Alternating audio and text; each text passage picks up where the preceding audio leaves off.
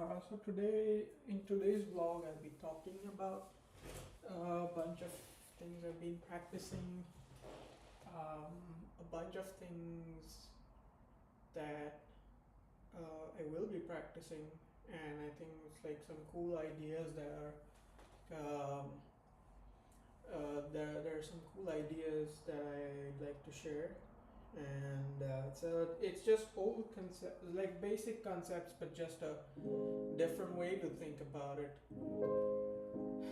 So, so yeah, let's get started. So first off, like what I have been playing is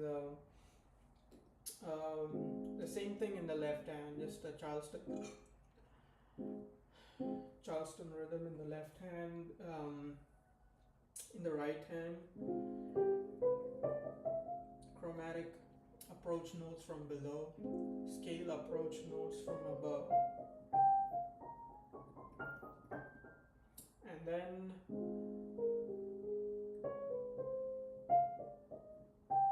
these enclosures.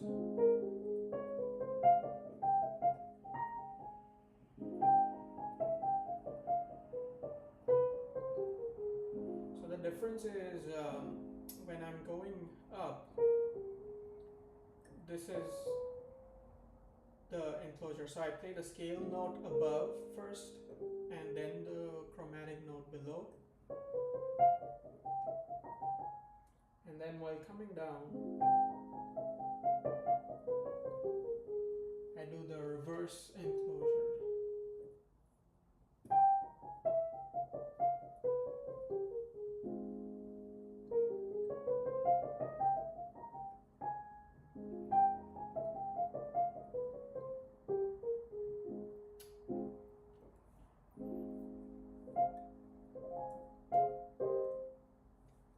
And then what I also been thinking about is extending this idea to the chord notes or arpeggios. So a bunch of different ways to do this is just to take the arpeggio itself and then create an enclosure using the chord tones. So here it's first I started with an enclosure around A flat, and then using the chord notes I'm creating an enclosure. And similarly, if I just keep going creating these enclosures with chord notes,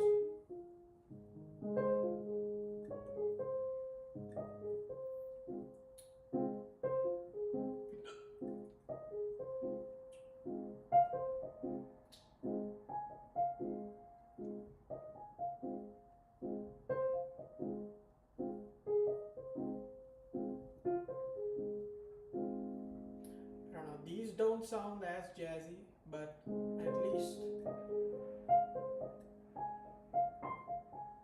these do sound to a certain extent. Not too much though. But at least it's a different way to think about the usual arpeggios.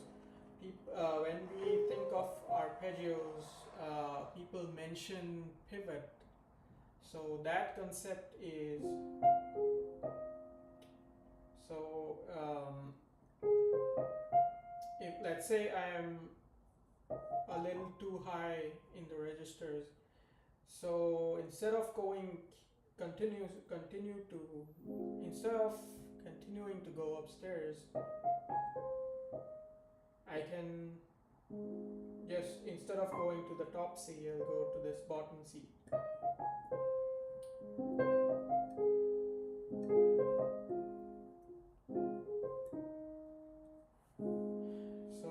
So that's another way to think about arpeggios. And also,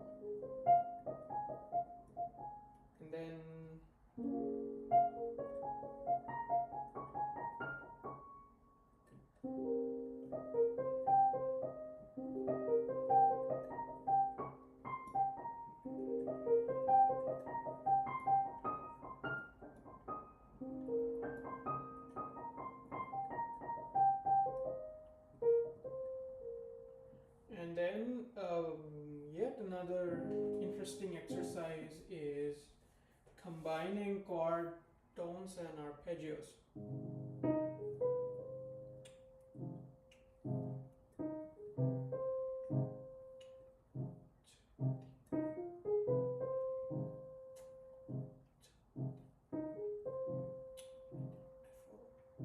So instead of just playing the arpeggio, I'm throwing in the note somewhere. So I can also do, instead of playing just this plain arpeggio, I could do this. That's the scale note above. That's something I can do. So I start with an arpeggio and then put an enclosure around E. And then similarly,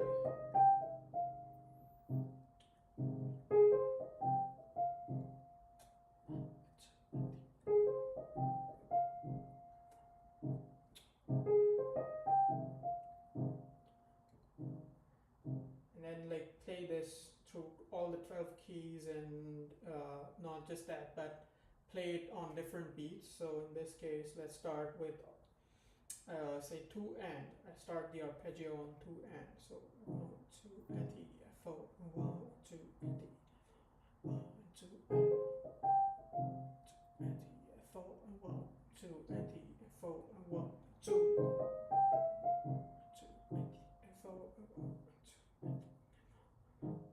and E, F, O, 1, 2 and E, F, O. Let's start it on 3.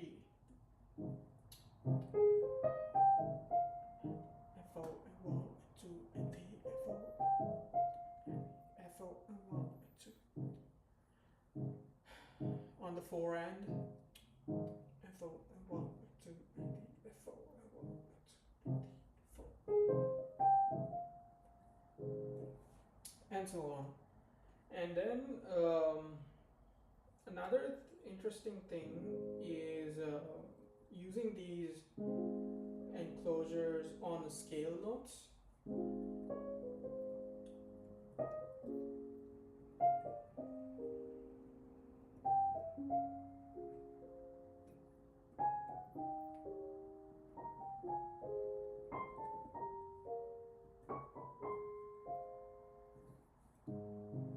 And another way to think about practicing this on scale notes is to use the diminished 6 scales. So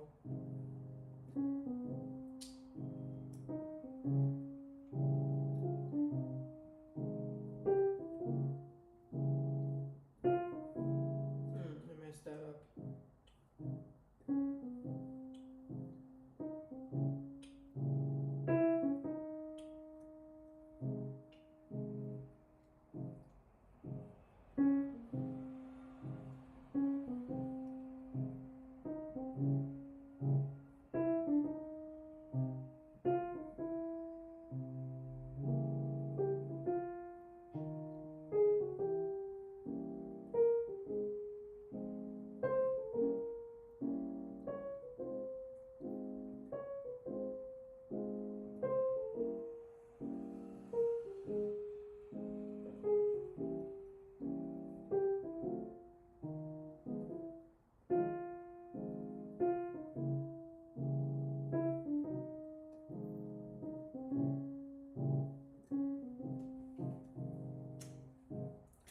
Okay, let's do this again. 1, 2, 3.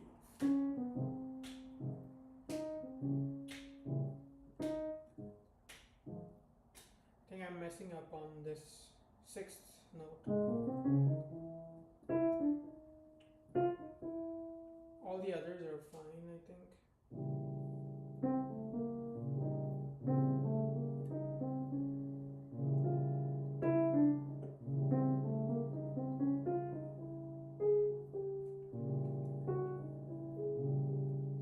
I think there's options if I strictly choose a whole tone above.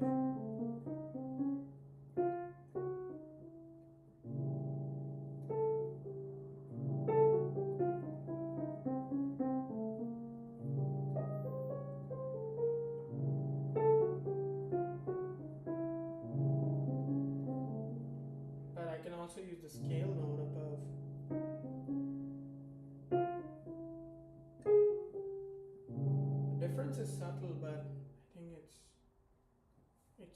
I don't know. It's very noticeable in a way.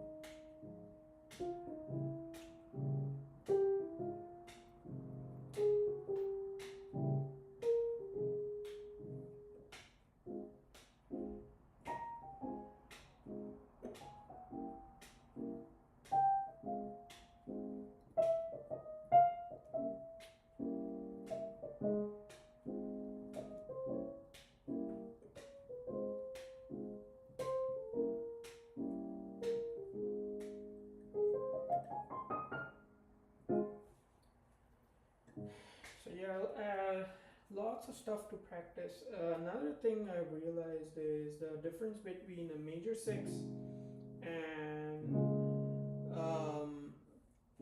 major six and minor seven chords when it comes to playing scale notes above. So when we are thinking of major six scale and we are playing the scale note above,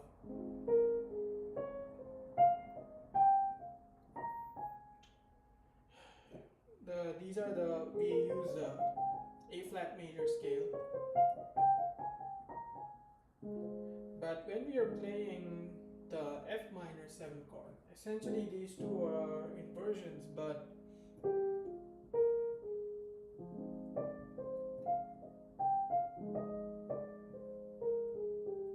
we use the D natural instead of, so in A flat 6, A flat major 6, we are using the D flat, which is a part of the scale.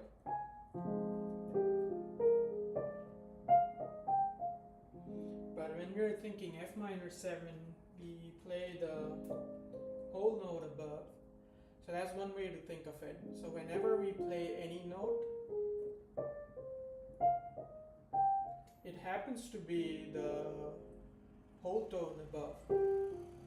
Whole tone above F natural, whole tone above A flat, whole tone above C, and a whole tone above E flat. And another way I like to think of this is that I like to think of it in E flat major scale. That makes the F chord the 2 chord.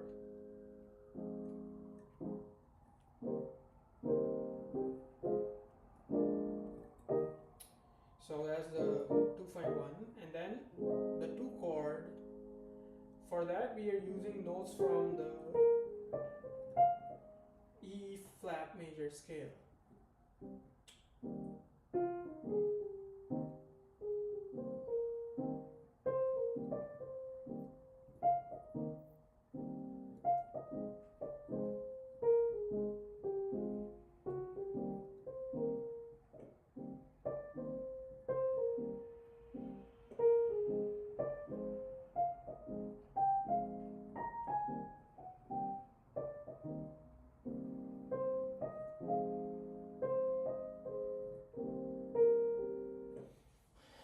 So if one way to improve musical memory is by associating the stuff we hear, associating concepts with the songs that are famous. At least that's the trick I use.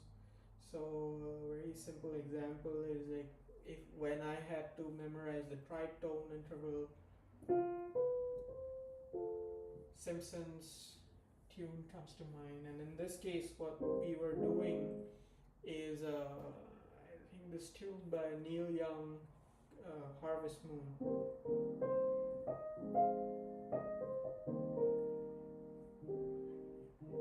And another interesting thing about this is that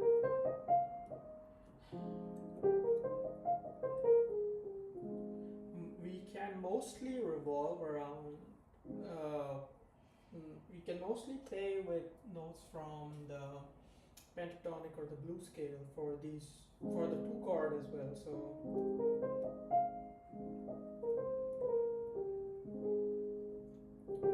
it's just this note is something we might want to avoid. I don't know, in some cases at least, but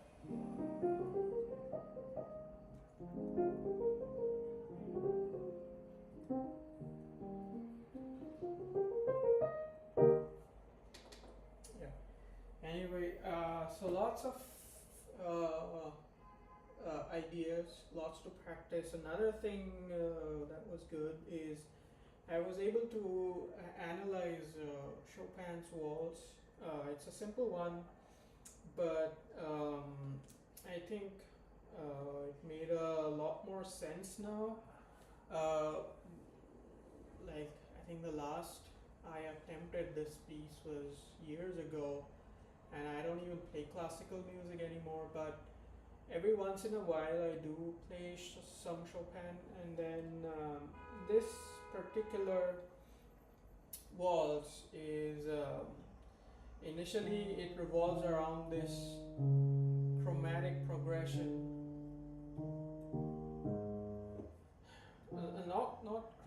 Not exactly chromatic, but at least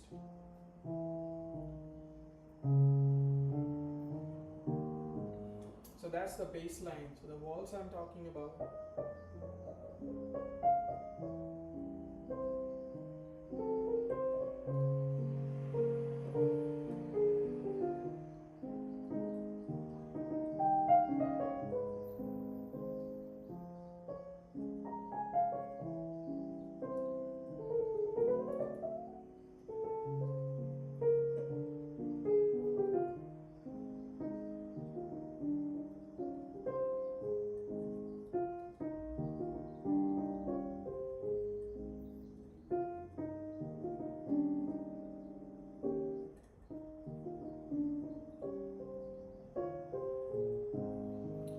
So I'm not playing the exact notes, but at least I get the idea of what Chopin was trying to do.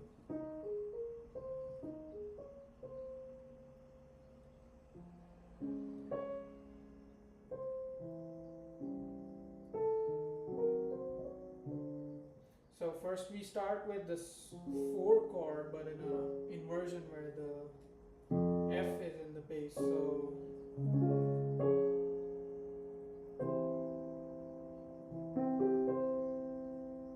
unusual move. I mean, it's still it's if we think of F minor, C7 is the dominant, but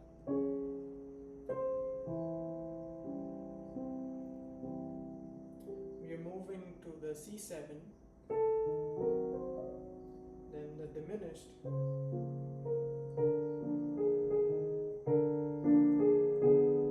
We're slipping in this diminished chord in the middle, so we have the dominant of the dominant, so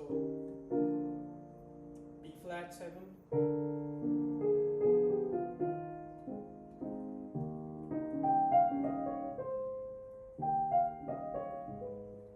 Chromatic approach note in the right hand.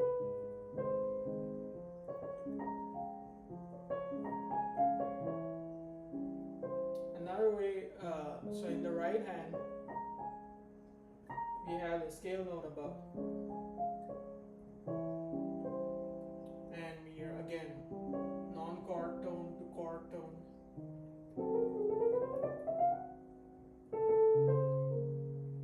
Enclosure. So we were in diminished. So that's actually cool. Like using the chord note of the previous chord and creating an enclosure with that, leading into the next chord. So that is, I think, one of the most important things when it comes to playing melodies, is to be able to spot these and come up with these.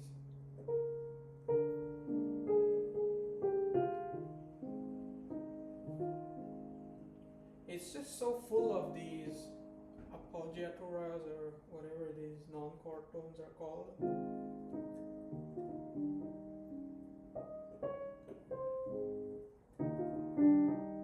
So after this ornament, non-chord tone, and chord tone. So it's a very interesting melody and harmony. And I was just playing some random stuff, and this waltz suddenly made some sense. It's like something clicked.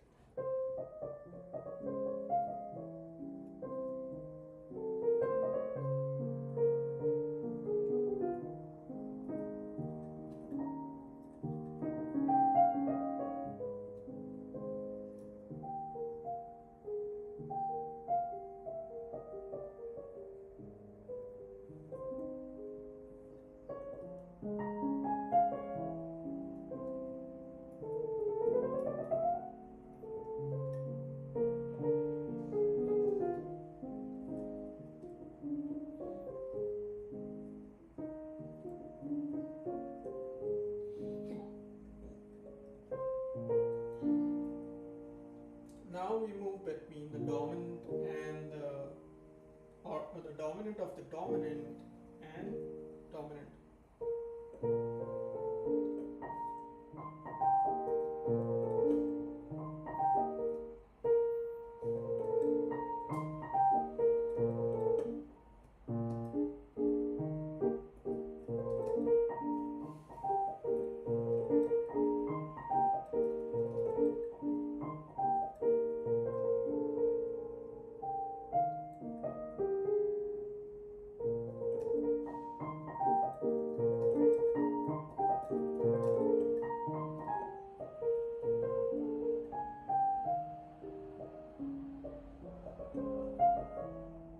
And then we go back, and then we have this third section.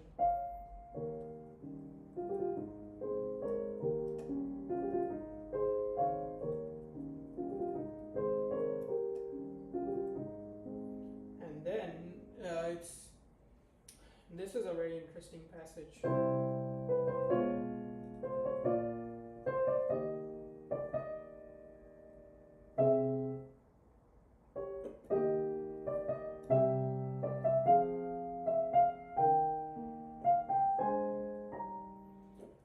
So lots going on, but I was able to break it down into very simple concepts. So first off, in the right hand, so we have the C major triad, which is split up with these voices. But if we just focus on the right hand, it's just sixths.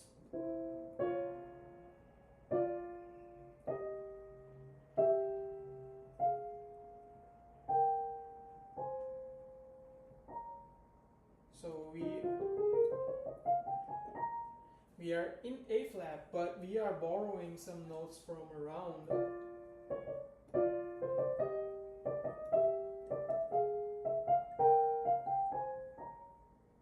And it's amazing how this is created.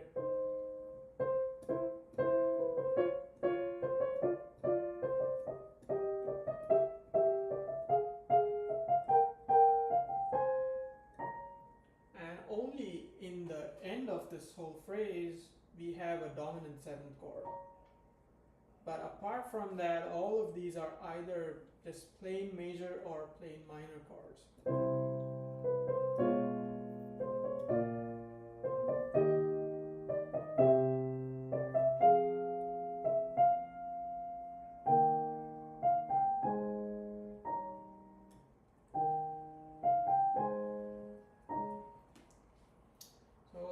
Confirm these notes for a bit before I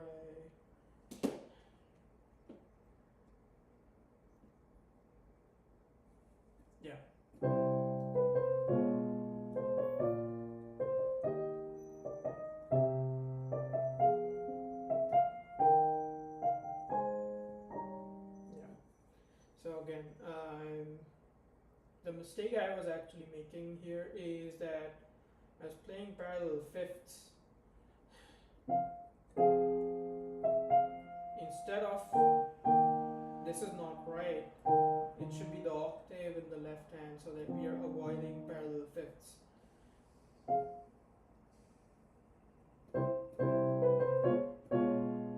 So this is D flat inversion for C7, D flat inversion, B flat, E flat, C7, not, it's just C major, but it acts as a dominant of F minor. And then we have E flat, which acts as a dominant of A flat.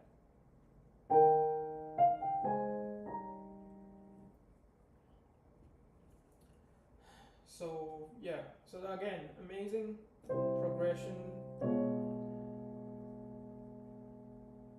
contrary motion here, which leads us into the B flat. So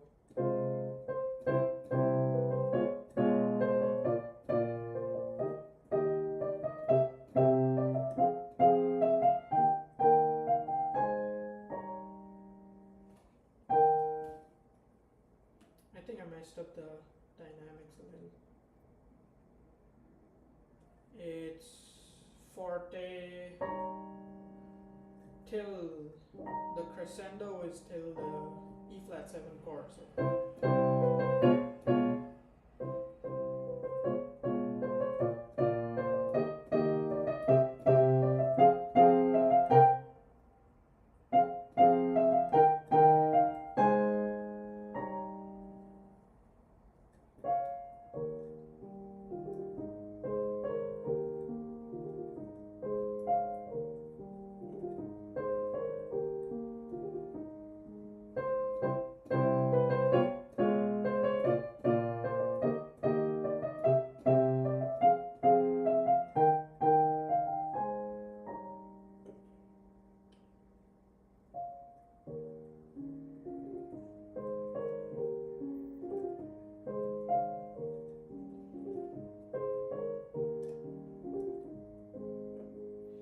amazing way to build up tension and then release it with just this pause.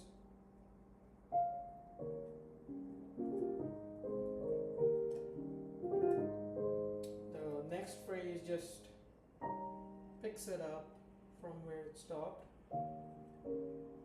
So again, we're still in the dominant 7.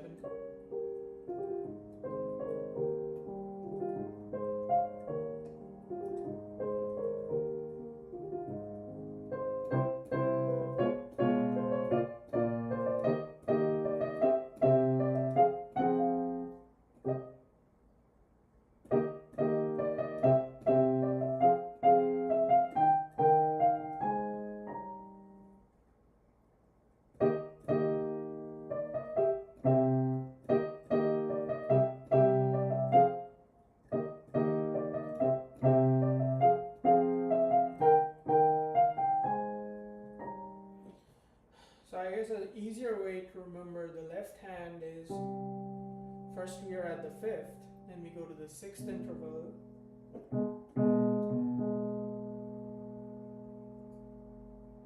and then we go to an octave. So whenever we are playing the dominant,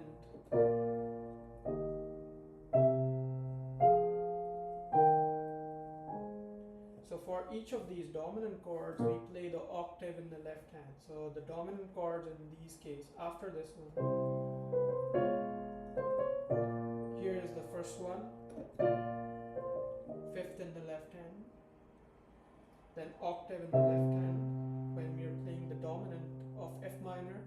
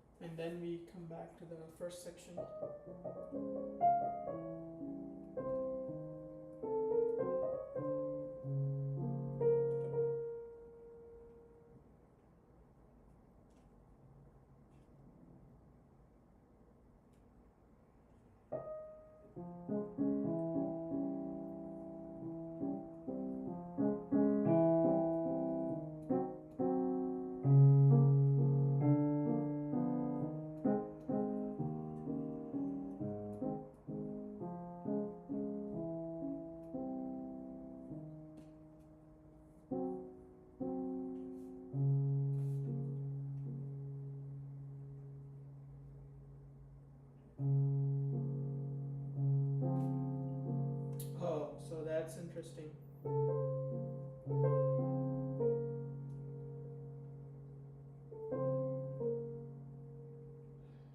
So it's almost mimicking in the left hand. The left hand is mimicking the melody in the, or rather, mimicking the melody.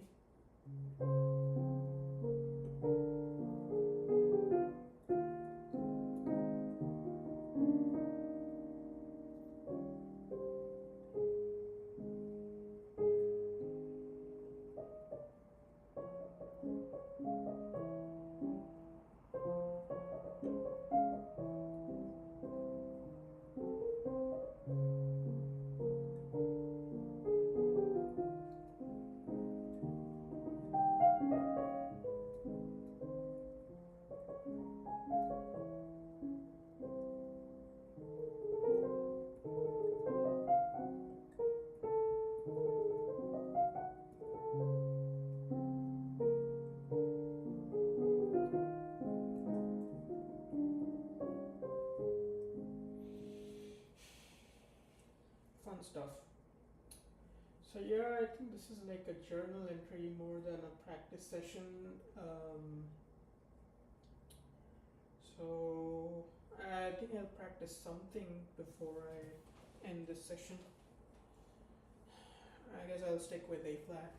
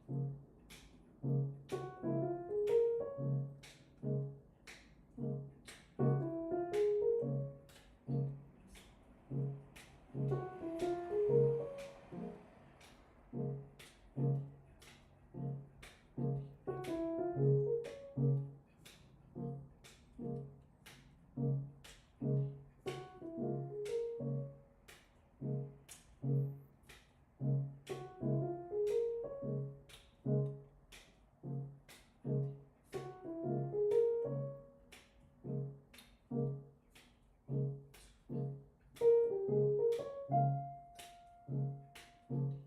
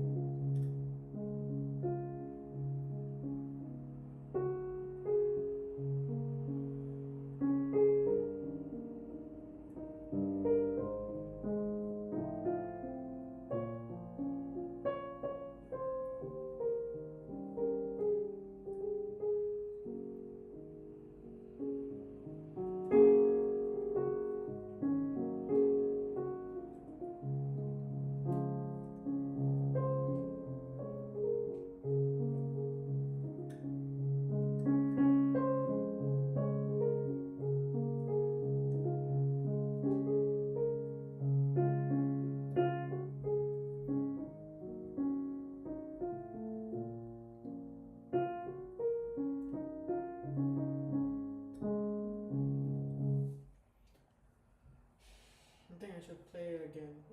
This song is Those Sweet Words by Nora Jones.